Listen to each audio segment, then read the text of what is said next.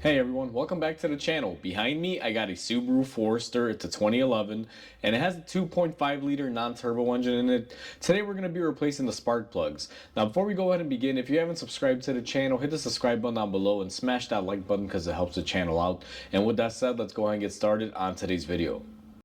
The first thing that I'm going to go ahead and start off with is we're going to remove our battery out of the way. And you're going to pop off your battery cap for the positive and simply just grab a 10 millimeter if your terminals are still the original style ones. And we're going to go ahead and get this battery off here. Now we're not just going to disconnect it. We are going to physically remove the battery up and out of here just to make the room for it. Now batteries are pretty straightforward. Mine here is a little bit crusty, so she's not in the best of health, but we're going to remove our negative terminal. And we also have this little plastic, I guess you can call it a nut, that goes onto the post that'll keep it there. Now I'm going to tuck my harness right along here where this fuel line is, and then we're going to go ahead and remove our positive terminal just like so. And again, try to tuck it out of the way if possible. Battery cables always tend to want to pop up at you. I would just try to push them out of the way. Now the next thing that we're going to do is go ahead and remove our bracket hold down, and it's just a 10 millimeter nuts that you loosen, and once you loosen them enough, you should have enough to be able to get your little rods out here. Now this back one is always a little bit of a pain, so we're going to shift the battery. We're going to go ahead and get the hold down out of the way and go ahead and leave that to the side. Once we have that out of there, it's going to be quite simple. Now your battery may differ, but I'm just going to come in here. Mine has a little cover, I guess you can call it, the jacket. We're going to go ahead and pull out our battery and then go ahead and remove our jacket. And from that point on, we are good to go. Now let's go to the other side and make some room on that side. So on the passenger side, we're going to have to remove our intake. Where you're going to want to begin is go ahead and unhook your mass airflow sensor and pull it off to the side. Now we do have this in the way. This little ram air duct has these little clips. Now this is not the right tool for this, but I'm kind of lazy to go and get the right tool, so I'm going to use my pocket knife. Basically pop off the clips. Now this doesn't have the traditional clips. I believe someone has changed these. I'm not exactly sure. Can't remember if they ever had this slit in them, but basically what you want to do is pop the center off and then you're able to get your clip off. So just to kind of show you in detail, if you spin the center with something like a screwdriver, it raises up and then you pull out your clip. Go ahead and put those to the side. Once you get those clips off, you should be able to lift up on your little ram air. Comes off pretty easy. Push it off to the side, and then once you get that off, we're going to go ahead and unclip our filter. Now this is the part where it can be a little bit difficult because it gets a little tighter, but we have our mass airflow sensor wire.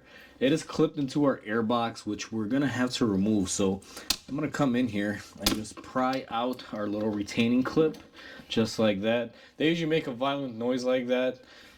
It's very common. Don't let it scare you. So once we get that out of the way, we're going to loosen our 8 millimeter hose clamp here for our intake duct, and then we should be able to slide that off just like so. Now be careful when you lay that part down, because that takes care of your mass airflow sensor. It's all in one there. You don't want to break it. We just got our air filter out of the way, and now we're left with the rest of the air box. Now this air box is a little tricky. There's going to be two fasteners, and let me see if I can even get the camera zoomed in here to help show people where they are. But the first one is going to be right here in the corner.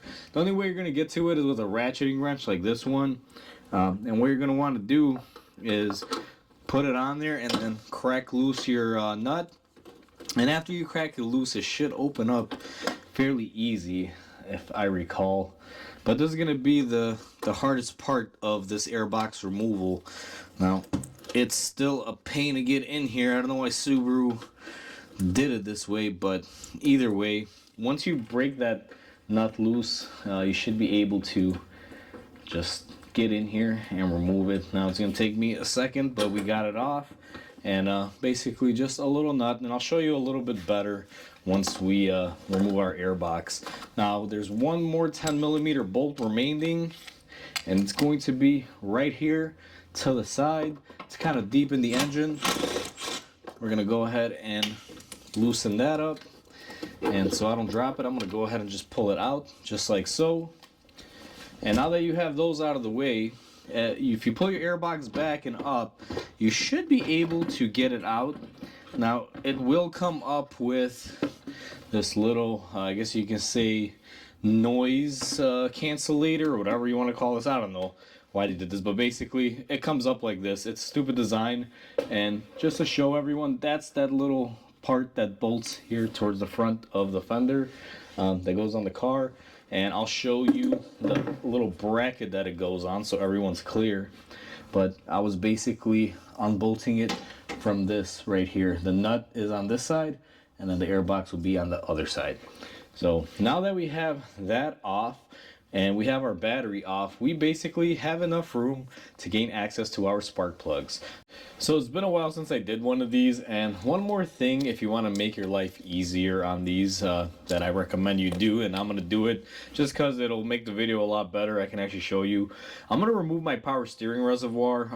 All it really is a 10mm bolt right up here, and then we should be able to lift it up. And actually I lied, there's one more here on the side. And once you remove those two 10mm bolts, you should be able to just lift up. And you got to be careful because we do have fluid in here, and these lines are active, and we do have this little holder that I'm going to pop off here. Probably not a smart idea to use my knife, but it's handy, and I didn't break anything, so it's always a plus. And I'm just going to shift my reservoir off to the side just like that. Now the reason why I wanted to shift it is because my spark plugs are going to be right here, and that line was in the way, so that just makes it a little bit easier, gives us a little bit more room. The main thing is you just don't want to be fighting it 24/7. Now that we have that out of the way, I'm gonna get the camera zoomed in here as much as I can, but we are looking at our spark plug wires. We have one cylinder here and another one there. So we are still on our passenger side, and we are ready to pull off our spark plug boots. As you guys can see, we have one cylinder here and one cylinder there.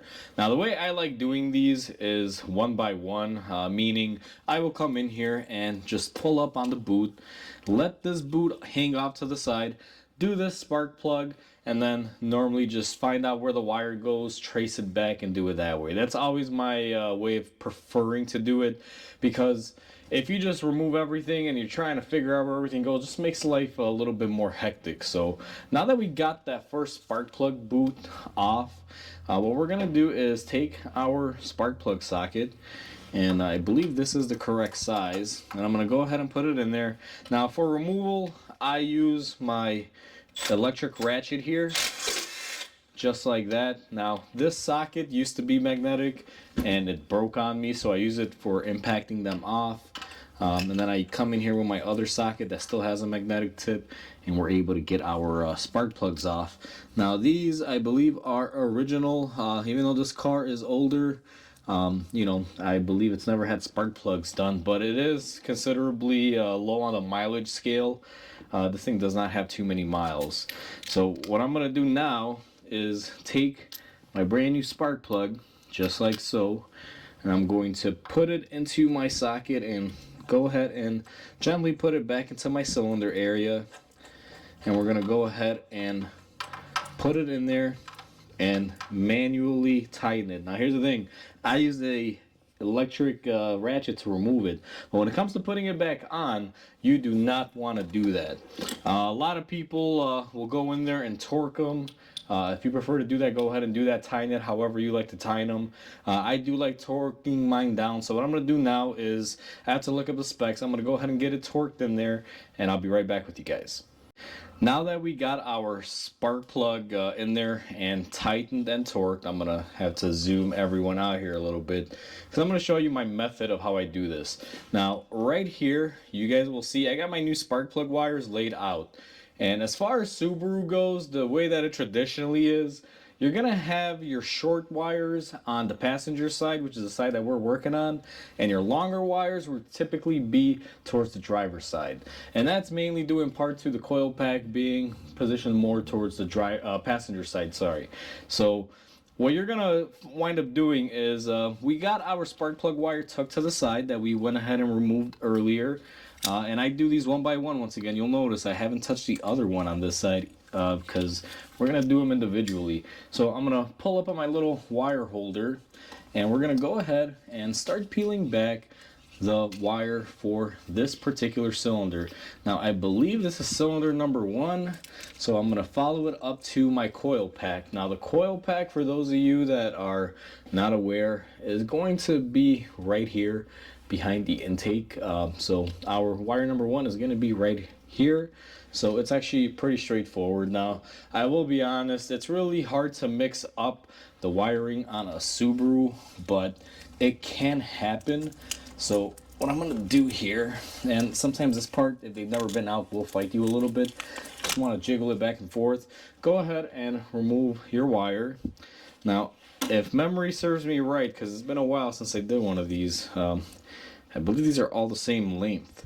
So I'm gonna take both of my short wires here, and I'm just gonna verify the length, and yep, it looks like they are all the same. So what I'm gonna do is go ahead and take my first wire that we removed. Now I'm going to go ahead and plug this into my coil pack and make sure that it's really in there nice and tight. And once we do that, we're going to go ahead and route it back into the factory locations that have the little holders onto them. So basically it's just pushing it back into the little clips. And I'm going to let that wire hang there for a second, because even though we have our new spark plug put in, before we put our new wire, there's always something that you should do. Now some wires come with this in the package, but you're going to want to take your wire end here and some dielectric grease, and you're always going to want to dab just a little bit on there. Trust me, it'll definitely help in the long run. And then we're going to take our spark plug. Now I gotta zoom back down. We're going to take our spark plug wire here, and we're just going to go ahead and push it into place just like so. Now that we have this cylinder done, it's time to do the second cylinder.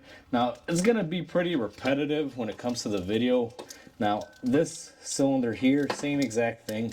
We're going to come in here, we're going to pull up on our spark plug wire. Now we already did the one wire on this side, so I'm going to go ahead and just peel it back. And we know our location is going to be on the bottom. So let me see if I can get this old wire off my coil pack here, if it'll allow me.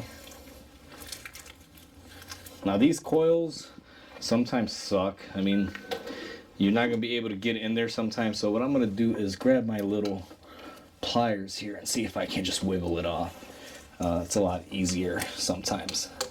So just like that, we get our other wire off, and we're going to go ahead and chuck that in the trash. And just like we did on the other one, we're going to put some dielectric grease, just a little bit on the tip. And then I'm going to go ahead and put my wire in here and go ahead and start routing it and feeding it in here and getting it ready. Now we haven't changed our spark plug yet, so I'm going to leave that wire hanging off to the side just like so. And then we're going to go in here with our tool.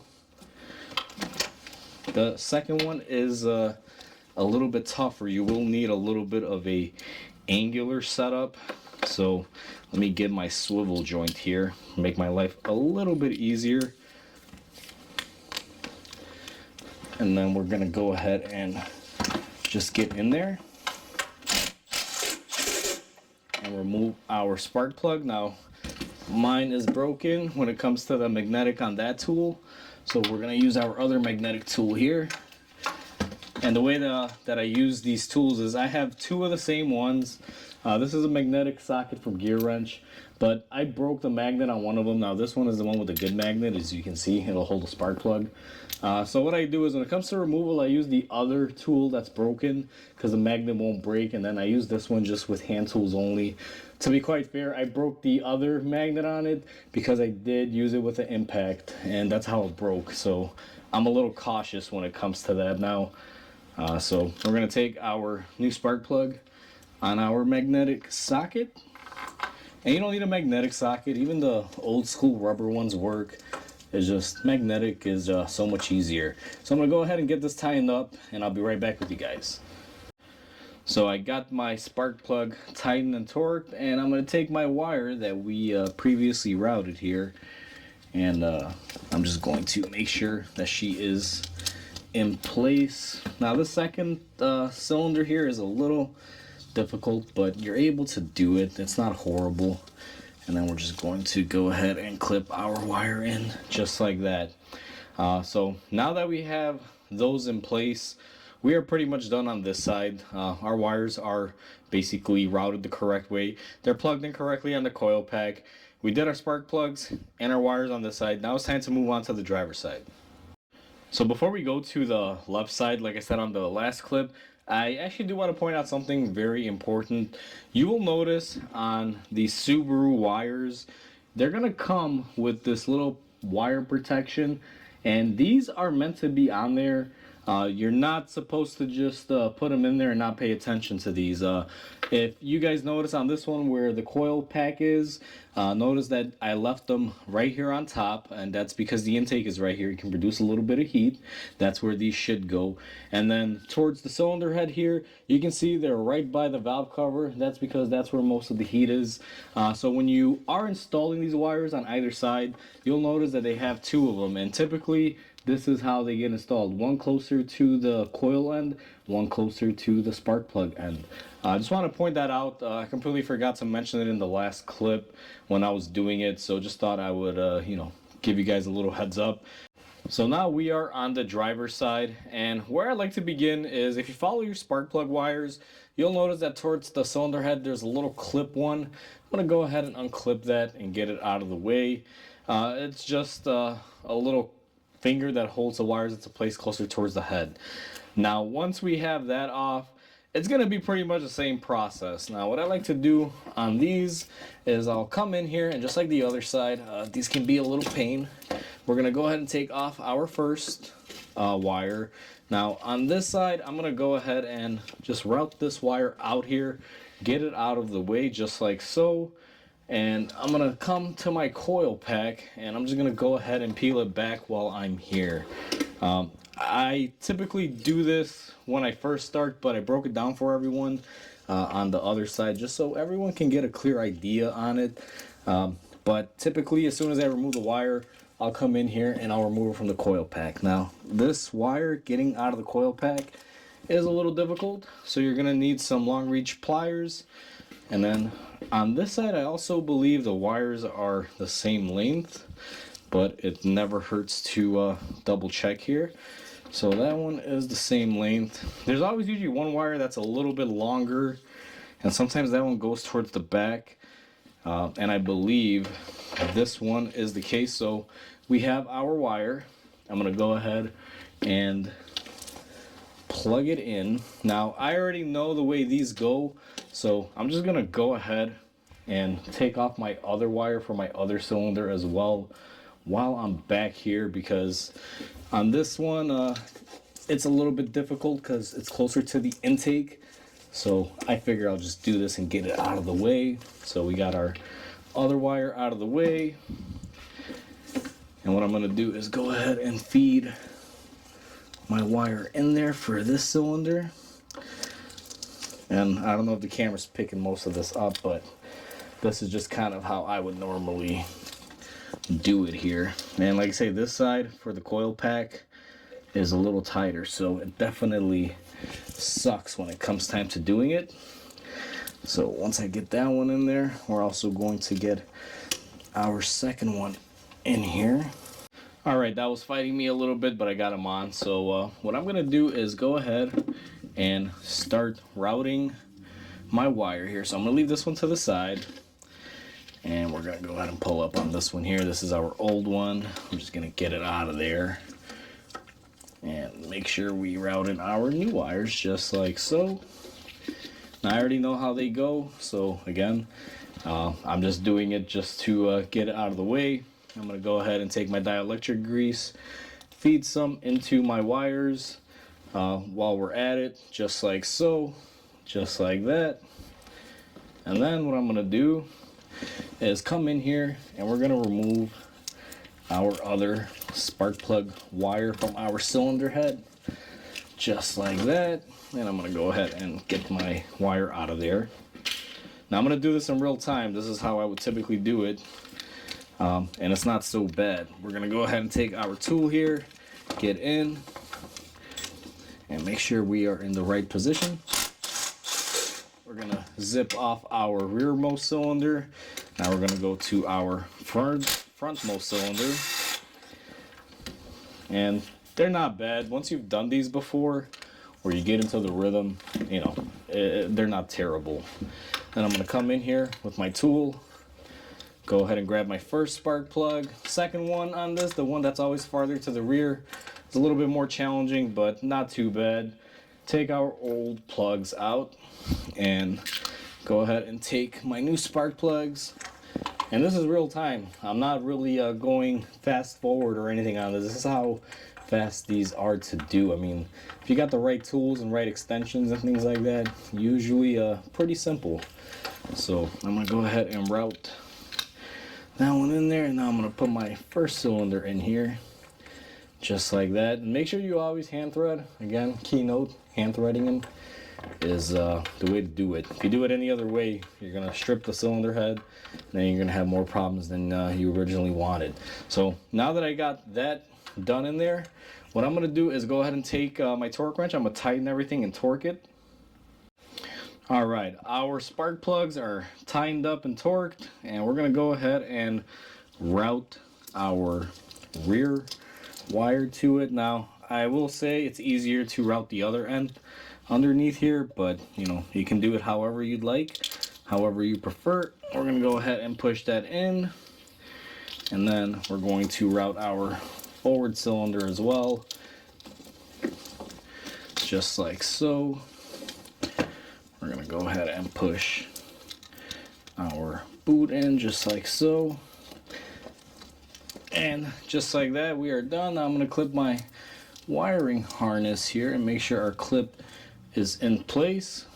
And we have pretty much done our driver's side. Now I will say, looking at this, I think I did mess up. And here's the thing, guys. I did this on purpose. So I intentionally did something on purpose here to show everyone the differences in the wire lengths. I mentioned earlier that one of them is longer than the other. Now, if you do your job and you have one wire that looks like this, you have done it incorrectly. So what you got to do is swap your wires. Now, with the swapping of the wires, you also got to make sure you swap them where the coil pack is. Now, here's the thing. At the coil pack, I already know how I routed them, so it's not really going to matter. So all I got to do on this is go ahead and swap out the location where these go and move my wires from left to right. Now, I purposely like doing stuff like this so people can see the difference, because you know, there's going to be a difference. Now, is it going to make a world of difference? Probably not, but you know, stuff is designed to be a certain way, so why wouldn't you do it properly? So now that I have that one routed in right, we're going to go ahead and do our other one. And like I said, the longer one always goes to the back of the motor. And we're going to route our wiring back up here just because we had to switch the location of them. And voila, just like that. That is what it should look like. You should not have any excess wire towards the front. The longer wire typically goes to the rear. And like I say, if you look at the wires there, you're not going to notice it. It's going to be just a little bit longer on one of them. That one always goes towards the back on these cars. So now that we have all that done, we are pretty much all set. It's time to go ahead and put our battery back into place and our air box. So on our passenger side, we're going to take our power steering reservoir that we previously removed to make our life easier, just gain that extra access. I'm going to put that little clip holder back into place. And then we're going to go ahead and put our power steering reservoir where it goes, and let's not forget our hardware. Two 10mm bolts. When I removed it, you guys didn't get a good angle, so I have the camera pushed back a little farther so you can see what I'm doing here. And then we're going to put our hose into its retainer. Always hand tighten when you start these wires off, or I'm sorry, the bolts. I said wires. It's one of those days today. So now that we have that bolted into place, it is time to get our fancy air box with this huge resonator. This is basically what they use to slow down air and make it quiet. I believe it's a resonator box. That's why they implemented. And we're going to go ahead and put our air filter box in. Now, be careful because you're going to have your mass airflow sensor wire. Make sure you always note where the location of that goes.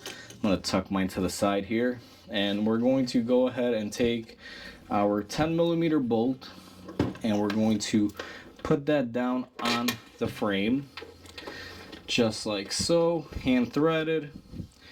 And we're going to do the same thing with our little nut. Now, had to cut the clip there because there was an ambulance rolling by and you guys could probably hear the siren. So now that we got everything hand tightened up, we're going to take our extension, tighten up our 10mm here if we're able to get it on there. And very light taps with your impact gun. You don't want to go crazy. If you have a hand ratchet, probably better, but you got to have control of your tool if you're using it. So on this one now, we're going to take our ratcheting wrench here, and we're just going to go ahead and tighten it up just like so. And it doesn't take a lot. Don't go crazy on that. Just snug it up. Once it's nice and tight, you're good to go. Now, on this vehicle, we will be replacing this air filter, but just for the sake of the video, I'm going to put the old one back in because I have not gotten my new one yet from the parts store. So we'll just pretend like we replaced that for right now, but I'm going to go back in there and swap it out. So now we're going to take our air filter cover here, and we're going to roll it into position. Now this will fight you a little bit, but it's not horrible. Once you line it up, usually on your intake tube, you're able to pretty much get in here. Just make sure you keep an eye out on your mass airflow wiring, because that's the part that really gets screwy on these. Now, this one is being a little difficult, and the main reason why is because I know we disturbed where it's been sitting for years, but we're able to get it just like that. We're going to go ahead and plug our harness in, plug our little clip where we took it off, if I'm able to reach it, just like so. And this does have a holder here for this hose. We're going to go ahead and set that in there. Now, with everything installed on our airbox, we need to install our intake scoop on here. It goes very easily into place, just like so.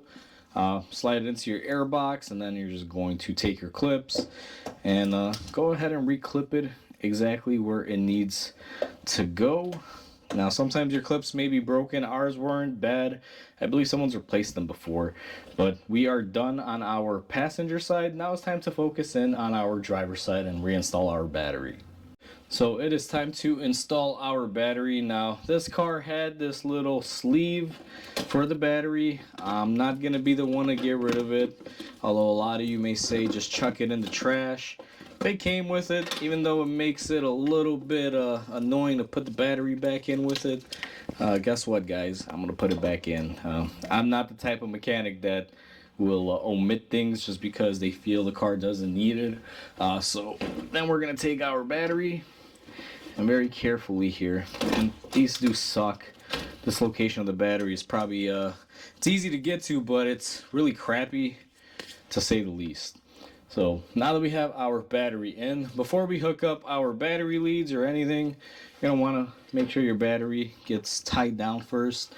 Now, the longer part, if you look at them, you got one that's longer. The longer rod goes towards the front. So make sure you aim that in there correctly. Now I need a light because you can barely see in there. These J-hook bolts, there's a little part of it on the body that you're supposed to grab onto, just like that. And then what I like to do is pull up on it And then I'm going to go ahead and get the other J-hook on the front hooked up. And then we just need our 10 millimeter. Now I'm going to use a gun, but I'm throttle controlling. I'm not just going to go hammer on it. So very lightly start tightening it down. Once you feel it gripping, start doing the front. Now what I like to do is give it a little more, and when I see my gun is wanting to impact and the battery is not moving, we're pretty much tight. Key word there is when the gun starts to impact, you're not going brap brap brap and trying to kill it, just so everyone's aware. Next thing that we're gonna do, and just so you guys know, I will probably be replacing this battery. I'm waiting for a confirmation from the customer, but for the sake of the video, we're just gonna keep rolling forward and installing this one because I have to get approval on it. It is not testing good, and it's a couple years old, so it's time for a swap. So let's go ahead and take our wrench here. We're gonna go ahead and tighten down our positive terminal. When you do a battery, always tighten down positive terminals first, never the negative. And then we take our negative, and then we're just going to tighten this up too. And the reason why you want to do the positive first is because in case your wrench arcs and hits something metal, that way you're not going to create a short. And then if your ground were to, let's say, slip off and hit or touch the body like this, for example, it's not going to create sparks and catch fire. So that's why. Once we have that done, what you're going to do is, if you still have your cover, make sure you snap on that little positive connector cover over there. And we are pretty much all set and done. Car's back together. So we are all set and done. That is how you replace spark plugs on a Subaru Forester 2.5 liter non-turbo engine. Now the turbo engine, pretty much similar process. To be honest with you, almost every EJ motor, every Subaru motor that is of this design, a boxer design, is going to be pretty similar to this one. Some of them require to lift up the motor, but in this Forester's case, that was not apparent. So just FYI. It's pretty simple, quick and easy. I think the hardest part of this is going to be dealing with this air box and removing your spark plug wires from your coil pack, because sometimes they can stick on there. But overall, it's pretty straightforward. Pretty simple, quick, easy job. Key takeaway point is make sure that your wires are routed in the correct fashion. Even if you make a mistake, like the example that I showed on the driver's side where I purposely switched the wires around so you guys can see the difference. As you guys saw, it takes 2 seconds. You can go back in there and swap it around. It's not going to be that difficult. So moral of the story is just measure, make sure, and you'll see a slight difference, and you'll know that's the rear word cylinder, not the front cylinder. Aside from that, that's pretty much it. Pretty straightforward. So hopefully everyone enjoyed this video. Please comment, like, and subscribe because it definitely helps the channel grow. I hope everyone has a wonderful day, and I'll catch you on the next video.